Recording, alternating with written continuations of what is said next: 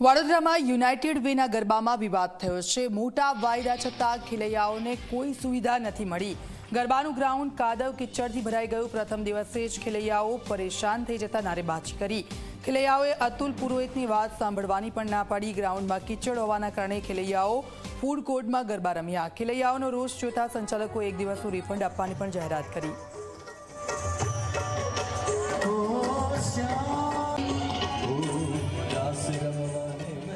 United વેના આ ગરબા અને તેમાં પહેલા જ દિવસે ખેલૈયાઓ છે તેમને ગરબા રમવાની મજા ન આવી અને તેઓ હેરાન પરેશાન થઈ ગયા હતા, કારણ કે ગ્રાઉન્ડ જુઓ ને ગ્રાઉન્ડમાં માત્ર કાદવ કિચડ હતું અને તેને લઈને તે લોકોએ વિરોધ કર્યો હતો। ફૂડ કોર્ટ છે ત્યાં ગરબા કર્યા હતા। તેમને પહેલા દિવસની મજા બગાડતા તે લોકો રોષે ભરાયા હતા અને નારેબાજી કરી। દાદા આજે ના ગાશું, ખરેખર કયો અમે તમારી લીધે આવીએ છે। 10,000 કહેશું, 10,000 આપીશું, 20,000 આપીશું, સમાજને બંધ કરાવો। ગરબા સ્પર્ધાના વિજેતાના નામ